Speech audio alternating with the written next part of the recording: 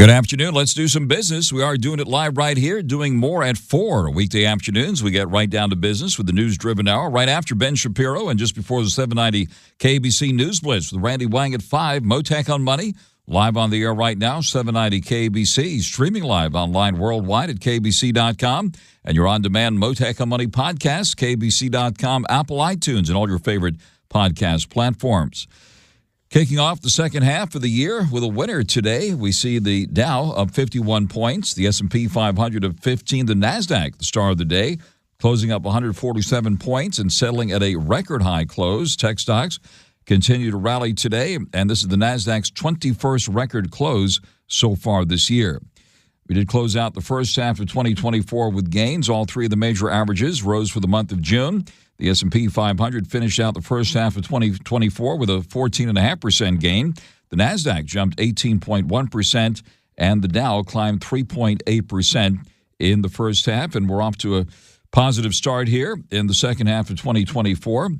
Looks like investors sold off long-term U.S. government debt today, and the yield in the 10-year note has pushed back up to 4.47%. By the way, so far, the first half of the year was the best first half to an election year in a half a century. We'll be discussing the markets here shortly with Gabriel Wisdom with American Money Management. Watching the price of gold move higher today by a couple of dollars at $2,341 and change. Oil has been popping higher lately, right now at $83.39 a barrel.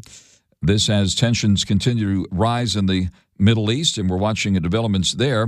We see U.S. and global benchmark oil futures settling at their highest level seen in more than 2 months, with the oil in New York climbing $1.84 today to settle at $83.38 a barrel, and Brent crude in London, the global benchmark, moving up $1.60 to $86.60 a barrel. Tesla having a big day today, shooting up 7%, and looks like NVIDIA, the Magnificent One, also moving slightly higher to kick off the second half of the year, up 76 cents at $124.30. The 2024 homeless count in Los Angeles is out. I'll be discussing the latest on the homeless front in Los Angeles with Richard NEWCOMB, Vice President of Philanthropy and Social Enterprise at the Union Rescue Mission in downtown Los Angeles. And did you hear about this? A massive cyber attack on auto dealerships turning out to be even bigger than first thought. I'll discuss that later this afternoon with our go-to car expert, Lauren Fix, Editor-in-Chief of Car Coach and the co-host of the Total Car Score podcast. But first, on your money, the markets and the economy and the whole works this afternoon. Joining us live now, Money Manager Gabriel Wisdom, Managing Director of American Money Management and author of Wisdom on Value Investing. Gabriel Wisdom, thank you very much for coming to the line. Happy second half of the new year here. We've been doing more in 2024, and certainly the stock market seems to be doing more in 2024. Give us your assessment of things here at the moment. Well, Frank, as well as the NASDAQ has done due to the tech market bubble, well, not bubble, but melt up, let's call it. And NVIDIA's up over 150% this year. But there have been over 30 record highs in the first half of this year in the S&P 500. Now, that's 500 major companies, the 500 largest publicly traded companies in America and arguably the world in some sectors anyway. And what's really going on? Well, 8% of those 500 companies, some 40 companies, are up some 30%.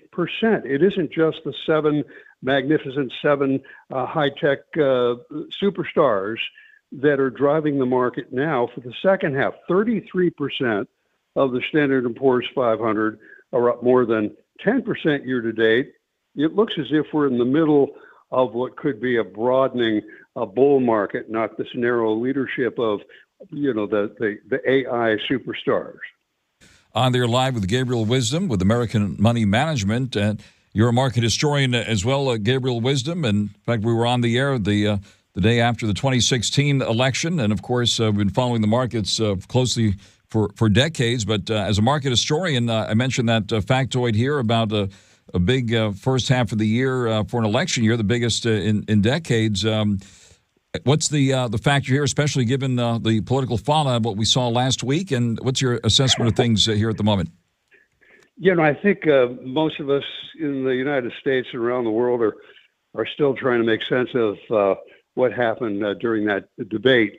But if history is any guide, And the data does take us as far back as 1944, Frank. The momentum in U.S. stocks is very likely to continue. Election years for the past 80 years have generated a positive first half of the year, not like we've seen this year, but a positive first half of the year, followed by additional gains in the rest of the year, some 86% of the time.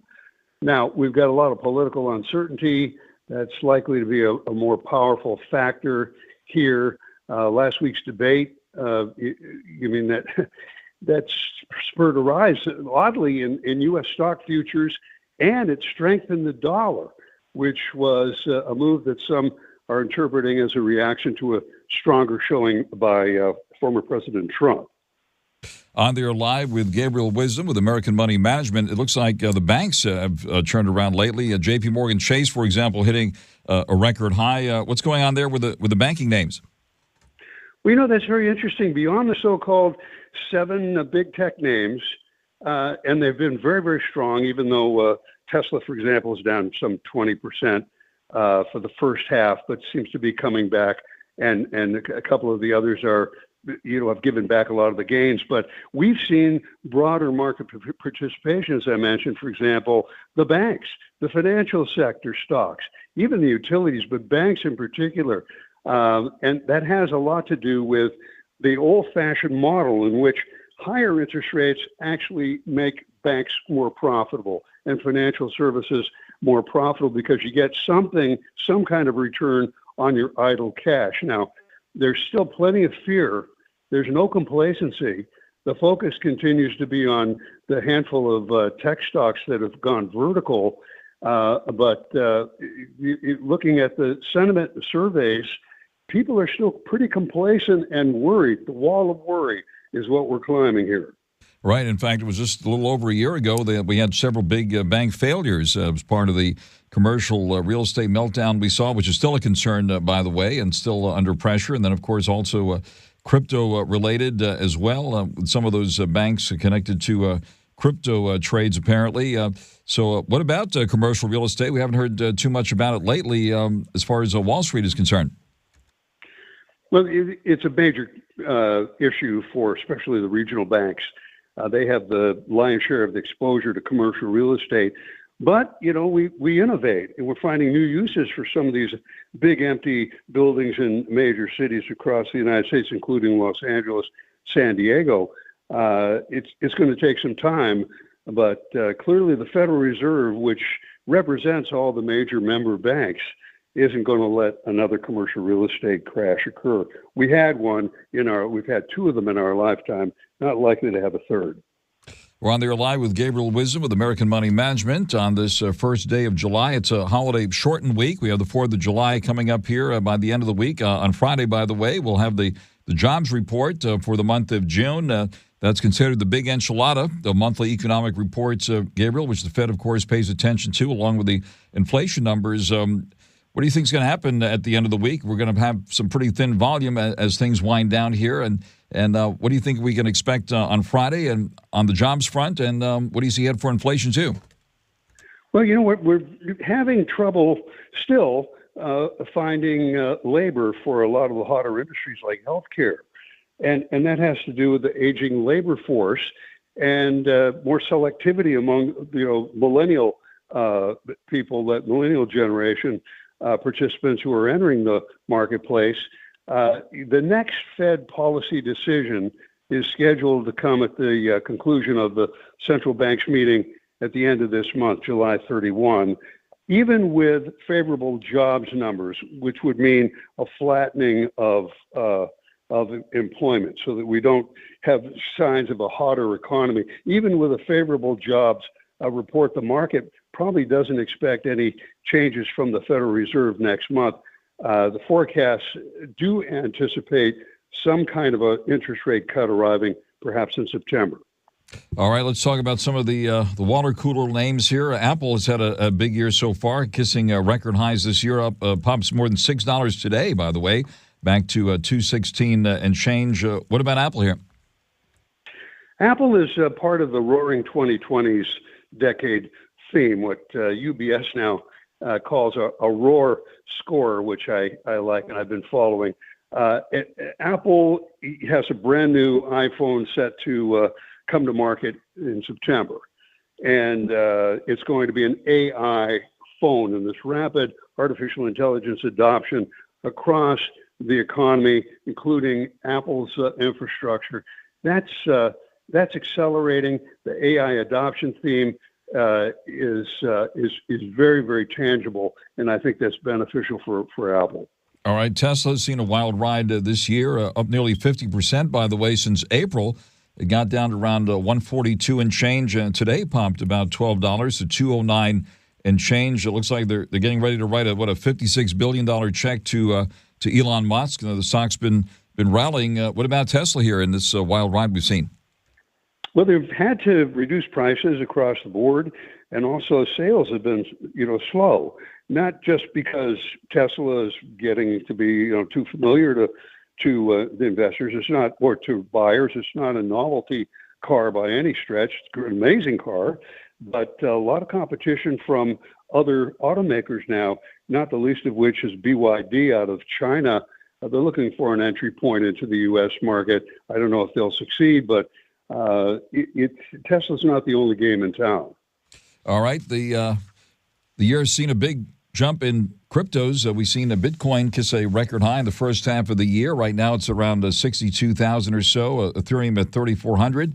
And what's your assessment of what's happening in the crypto world? We did get the Bitcoin ETF, and now we're awaiting the possible Ethereum ETF, and there's talk about some other crypto-related ETFs on the horizon possibly before the end of the year.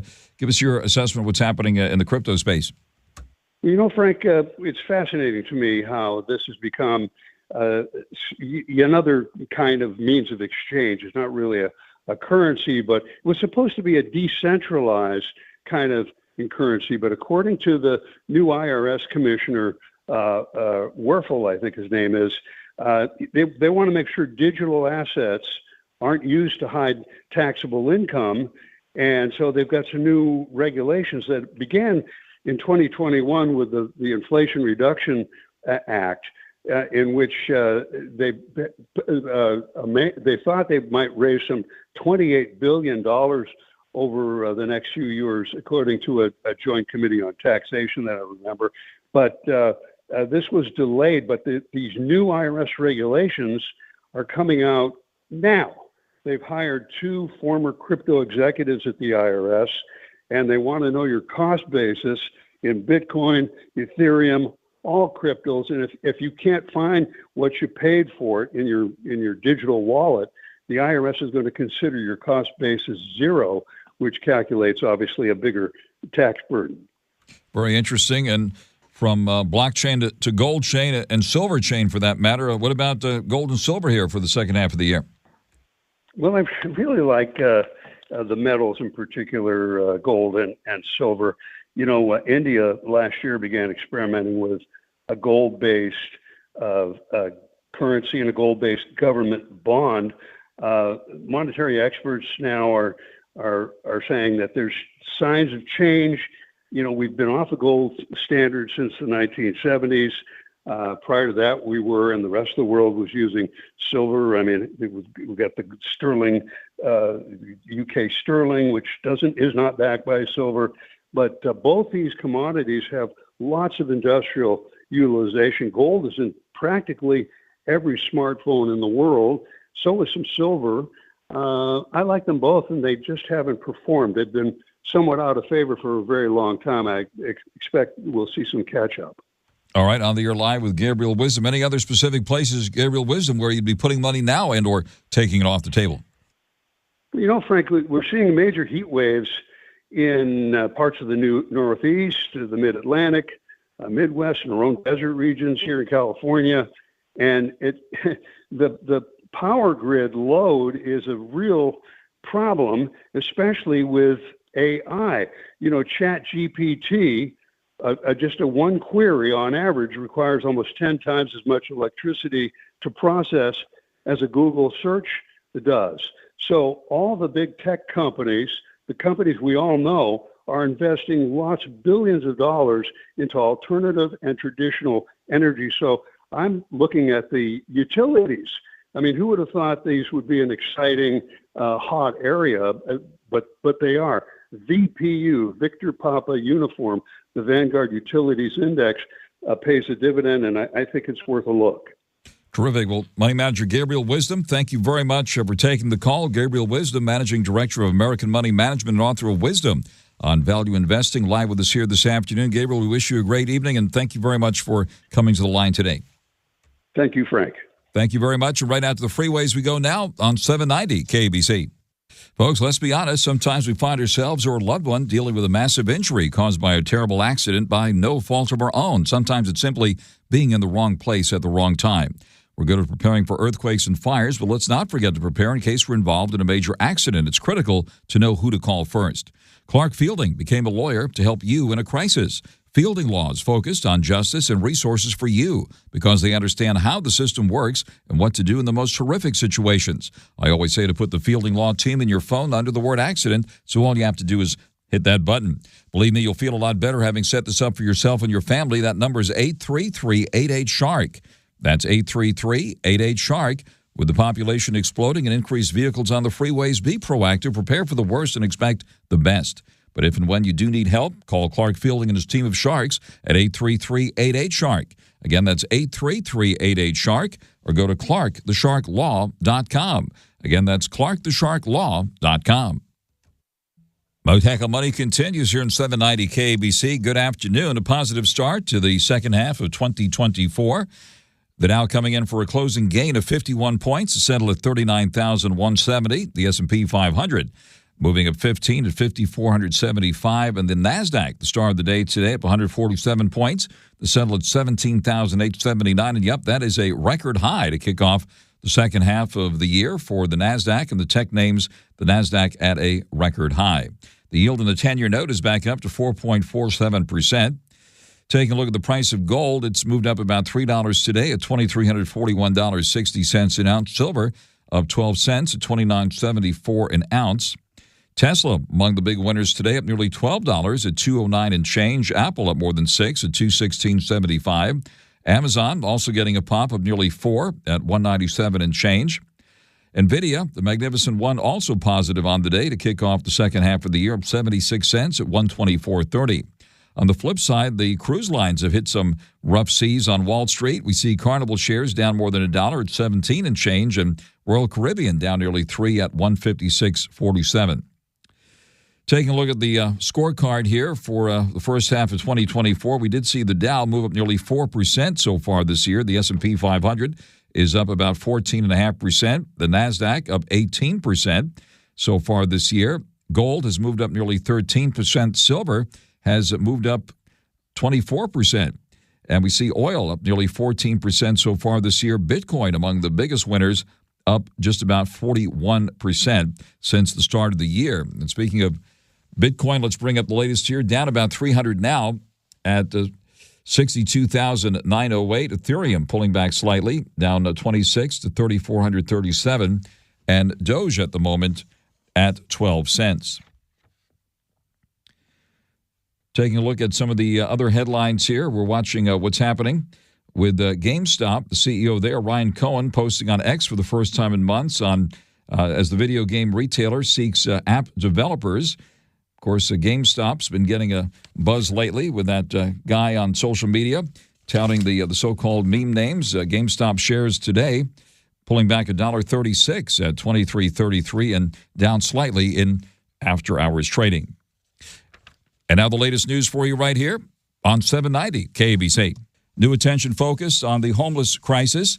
The 2024 homeless count, led by the Los Angeles Homeless Services Authority, has come out showing a slight decline in record homelessness here in the Los Angeles area, a fractional decline compared to last year. Also, the U.S. Supreme Court has cleared the way for cities, including Los Angeles, to enforce bans on homeless people sleeping outside in public places, overturning a ruling from a California-based appeals court that found such laws amount to cruel and unusual punishment when shelter space is lacking.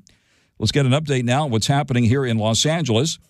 Joining us live now, Richard NEWCOMB, Vice President of Philanthropy and Social Enterprise at the Union Rescue Mission in downtown Los Angeles. Richard, thank you very much for taking the call here this afternoon. Good afternoon, Frank. Thrilled to be with you. Thank you. Thank you very much for keeping us well informed on this important issue here. And you're coming to us from Skid Row, at the epicenter of the homeless crisis in Los Angeles. Give us an update here from your vantage point on the latest numbers that were released recently. Well, I think we believe it's a positive sign that things have at least leveled off. As you mentioned, it's not a statistical significant number, 0.27% decrease, which is about 200 precious souls, that are experiencing homelessness here in LA. The unsheltered population improved some. It was 73% of the previous year's number. It's down to about 70%, and down totally about 5%. So those are encouraging. And the number of shelter beds, which in the 2023 count had actually gone down by 1%, increased about 12.7%. So a couple of about 2,500 to 2,600 additional shelter beds, which is great. At least a step in the right direction. Compared to New York City, unfortunately, who has actually a larger homeless population than our 75,000, they're about 81,000. They only leave about 5% unsheltered with nowhere to go. So they've passed sheltering laws there that require the government to give people a place to go if they like to get off the streets. And we'd really like to see that at some point. It costs a lot of money, obviously. I think New York is throwing $5 or $6 billion at the problem. We're throwing probably $1.5 to $2 billion at it here in LA County. So hopefully we could do a better job of giving people a place to go.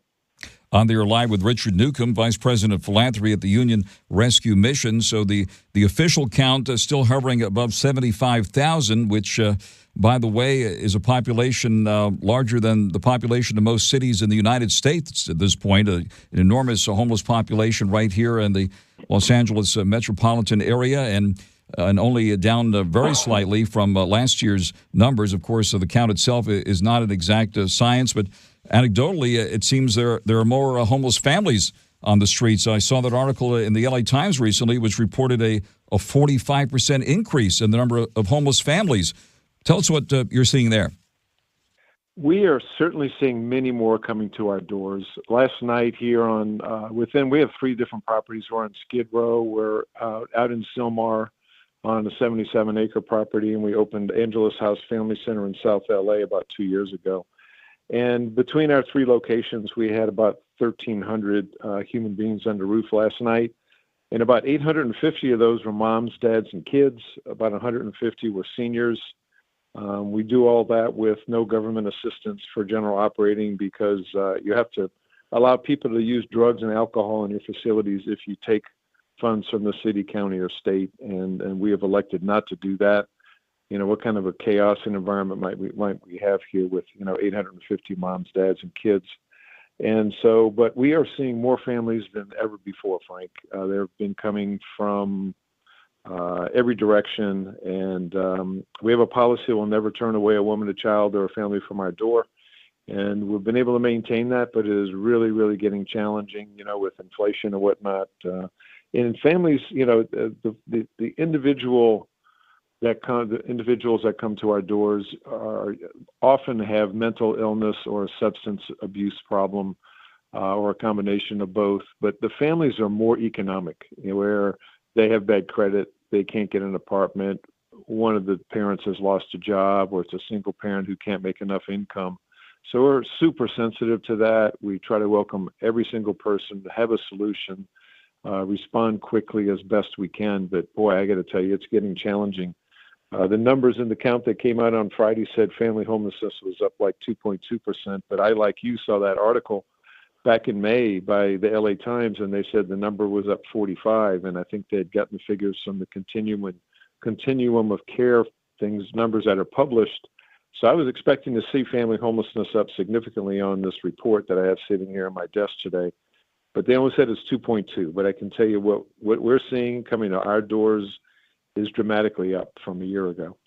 On the Air Live with Richard NEWCOMB at the Union Rescue Mission, and the point has certainly been made on the radio show here on 790 KBC. That is the Amazing Stories on Skid Row program. These days, the face of homelessness has changed, right, Richard?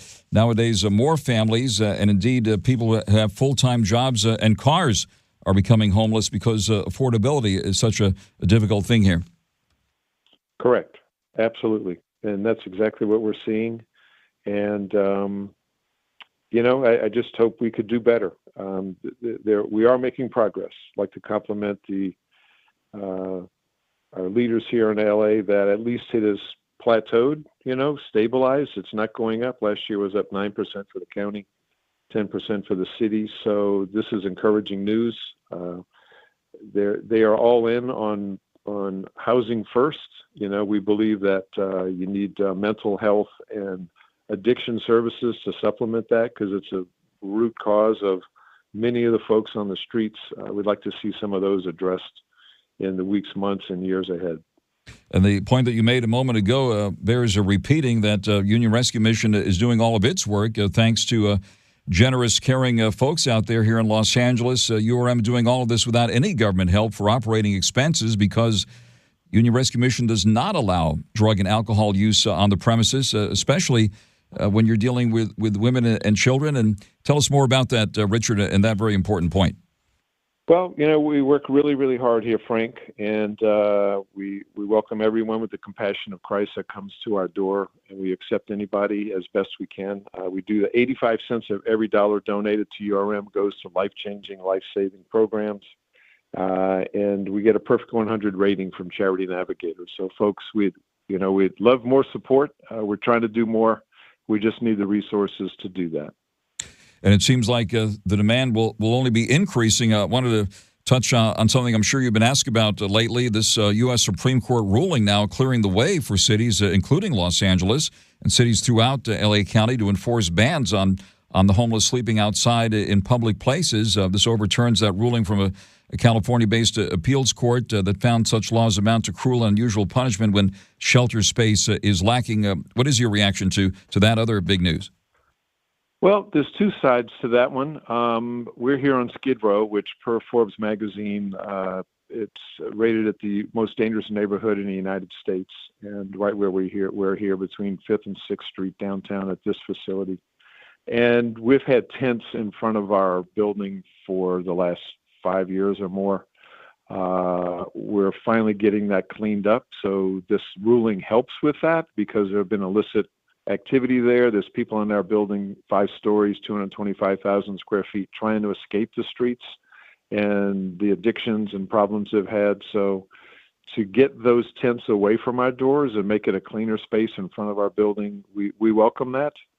But, hey, there's 75,000 people experiencing homelessness. They need a place to go, and that's where New York is hitting the mark in providing people a place to go, but unfortunately, LA currently does not have much of a program to help people either get into hotel rooms or move them into quickly erected shelters. We'd like to see that as well. It should also be noted that Union Rescue Mission, of course, the main facility where you are there on Skid Row in downtown Los Angeles, which is mentioned more than 1,000 are there right now, right, Richard? And you also have Hope Gardens in the San Fernando Valley, which cares for homeless women, children, as well as seniors. And then there's the Angelus House in South L.A. So you have several facilities under the Union Rescue Mission umbrella. Tell us more about that. Correct, Frank. We've been downtown on Skid Row here since 1994. We have about 800 under roof per night on Skid Row. About half of those are moms, dads, and kids. We have Angelus House in South LA that was built just 2 years ago with zero government general operating support for that. We did get a federal home loan grant for $1 million. It did help build that building. Construction cost was about $40 million. We opened it with no debt, and there's 86 family apartments, 364 beds with all full wraparound services, medical, mental, dental, job search and placement, things of that nature. And then at Hope Gardens, we acquired, it was a retirement village we acquired in 2006, and that's for single moms with kids and senior ladies. Dads and males over the age of 17 are not allowed because they thought we were going to export Skid Row with gang members and drug dealers there. And I'm happy to report in our 17 years of operating that facility on its 77 beautiful acres, there's been no incidents of any kind. It's really been an oasis in the lives of the moms, senior ladies, and kids that have moved out there. So we're doing great work here. I was in the fashion industry for over 30 years, and I was a board member for 5 years. I've been in this role for about 6, and it's feeding my soul, working for a great organization, impacting this homeless crisis in positive ways. Such important work, and we certainly hope you get the support of the business community. And you just reminded me that Scott Minerd, who frequently appeared on this program, he was a giant in the financial world, appeared on this show as well as at global conferences. He was the global investments chief for one of the major firms, financial firms, and he was your biggest fan, along with me, of course. And every time I speak with you, I want to say I want to do more, and I think a lot of people feel that way. I know Scott Minerd did, and supported Union Rescue Mission in a big way, and hopefully will continue to inspire others to do the same. Absolutely. Scott was an amazing positive impact for us, by far, as far as one human being in all of LA, by far number one. He loved to support our events as a matching donor, would match every dollar raised. And so with that said, I'd like to tell LA that we're starting a campaign in September called Just Help One. We think people are getting burned out and tired of the homeless situation, that it's not improving or it's at least leveling off, but not really getting much better. So anybody and everybody can help at least just one person, even if it's $30 a month. So we're launching a campaign, billboards, bus stop kiosks, and we'll have an event at the Universal Hilton in Studio City where we'll be rappelling off of the Universal Hilton Hotel to raise funds to help us spread that message. And we hope people will come and join us, and everybody can help just one. All right, let me help with your website. URM.org is the website there, and certainly it's been heartbreaking to see some of the coverage lately, and of course the amazing stories on Skid Row spotlight, the wonderful stories of hope and help and healing. Thanks to the Union Rescue Mission. There's the video series as well as the radio show as well. But when you say Just Help One, that picture was profound in the paper recently with a child in diapers, barefooted on Skid Row. Let's help that one, certainly. Absolutely. 100%, Frank. 100%. Richard, thank you very much for taking the call here. I'm glad we had some extra time here to lay this out thoroughly, and certainly want to support all of your efforts there. Richard NEWCOMB, Vice President of Philanthropy and Social Enterprise at the Union Rescue Mission. Again, their website, urm.org. Thank you very much for joining us live. Thank you very much. Bye-bye. Out to the freeways now, 790 KABC. Mottek On Money continues here in 790 KABC.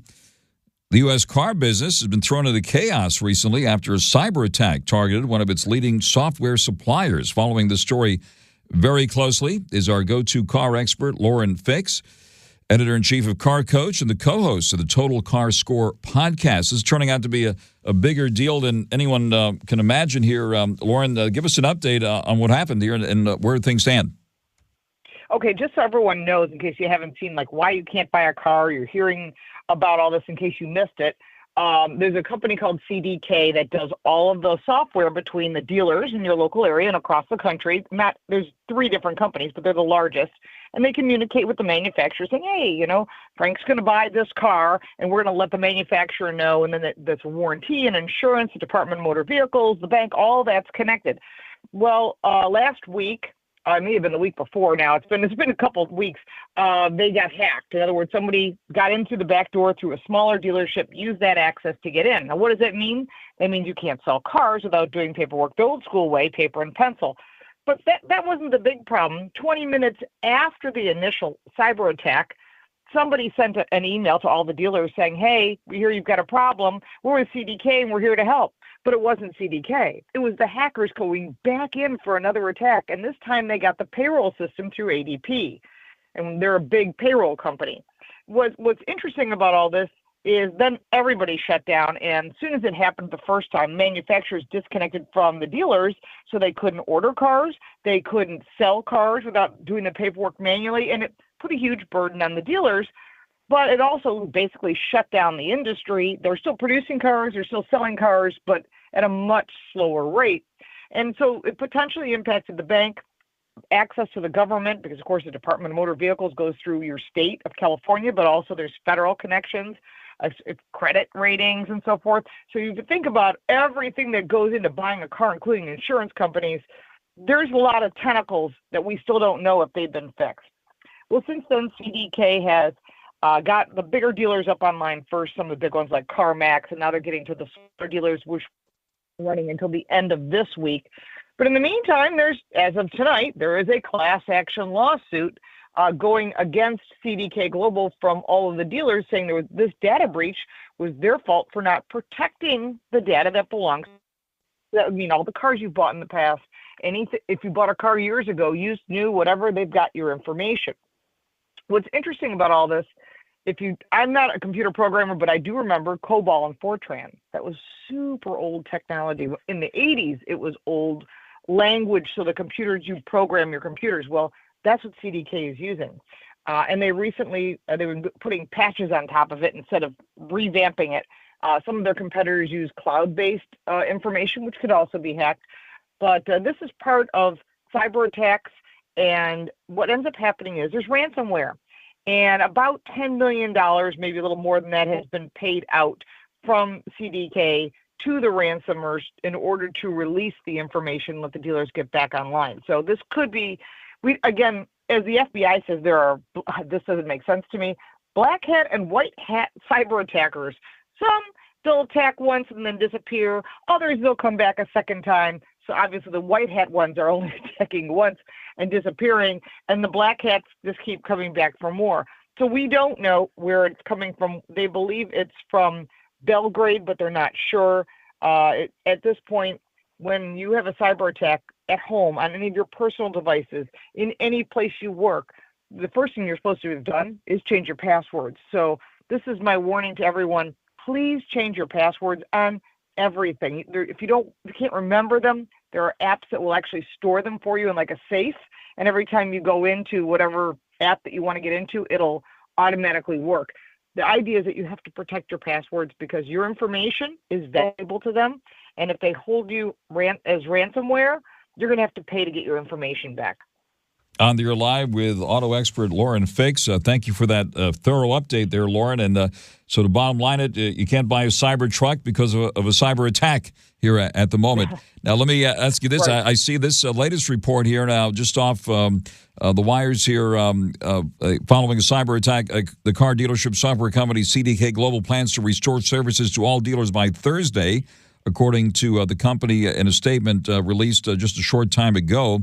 Looks like this restoration effort, as you mentioned, has been underway for more than a week following the June 19th cyber attack, and reported ransom demand forced the company to shut down its system. So quite dramatic here. We've never seen anything like this, right? No, we haven't. And most likely what will happen is CDK will go out of business. They just got purchased for $6.1 billion from its original founder. And what typically happens in a case like that is you go out of business and either revamp with new software. But the two competitors that are out there, which is Reynolds, and I think it's called Technati, they're very excited to take on some new customers. But remember, the manufacturers themselves also use this software. So we don't know if those tentacles of these hackers have gotten into the car brands, and we'll know that coming down the road. And again, if they decide to make another cyber attack, who knows what they're going to attack next. That is very big news, so we'll continue to follow this with you. 4th of July, usually kind of a big car buying holiday, right? A lot of people go out and on the 4th of July weekend and get so it's a big car selling season now, right? Normally. Absolutely, yeah. Typically, they're getting rid of last year's 2023 models. Unless they've overmade too many of the 24 that didn't sell at the level they want. There's usually incentives. If you're thinking about buying a vehicle, the first thing you should do is go to that manufacturer's website, whatever it may be, whether it's a Hyundai or a Ford. Look on their website, see if they've got any sort of programs going on. Almost every brand has some sort of incentive. And then check your dealer's website. They may also, whatever dealer you choose to go with, they may also have an incentive. The idea is that you try to get the best price. If you're sticking with the same brand, whatever it may be, you've got a Honda and you're buying another Honda, or you're switching to another brand, maybe you're going to Toyota, there's a conquest and a loyalty discount. Both are the same dollar amount, but if you don't ask for it, you don't get it. So obviously the more expensive car, you're buying a Mercedes, you're going to have a bigger discount than if you're buying a Mitsubishi. So keep that in mind, that there's money there, and any salesperson that tells you there's not doesn't want your business. So try and make sure you ask for all those discounts and save some money. Don't ask, you don't get, in that case and many others. Now, on the regulatory front, there's this call for the National Highway Traffic Safety Administration to reconsider a new regulation issued that required nearly all new cars and trucks to have advanced automatic emergency braking systems in the next several years, and also then this push here in California to try to regulate the speed of vehicles. Any updates on the regulatory front? Well, it looks as though those are going to go through. The problem with anytime that they're mandated, the car manufacturers are mandated, even from one state, to add a safety feature or backup camera, whatever it may be, it's going to cost the car companies money, which means cars get more expensive. And when they're not going to build a car just for one state, they always build a car for all states. Like I know New York right now has a bill potentially to put, if you've got leather interiors, it has to be a full leather interior. You have to state that. So it's truth in advertising. If that happens and clears in New York State, which probably wouldn't clear till the fall, that would mean every state will have to do that. So it's very interesting to watch some of the regulations that are going on now. It's quite fast and furious, although there may be some changes with the Chevron law that passed in the Supreme Court saying they can't just make up rules. So that could be a factor. We don't know how it's going to unfold because they just announced it, but I'll be monitoring it and keeping you posted. Terrific, Lauren. Thank you very much for taking the call. That is our go-to car expert, Lauren Fix, editor-in-chief of Car Coach and the co-host of the Total Car Score podcast, live with us here on Mottek On Money on 790 KABC. Welcome to Talkville, the ultimate Smallville rewatch podcast. Let's get into season 4, episode 21, Forever. Is there a button we can hit that just skip? I know. What I'm surprised about, and I don't think there's anything he could have done, but James Marshall directed this, and he's directed so many great episodes. It's collecting the paycheck. This would have been an epic episode if somehow it was Lex Luthor's high school experience at graduation. Binge seasons 1 through 4 of Talkville before season 5 begins, wherever you listen.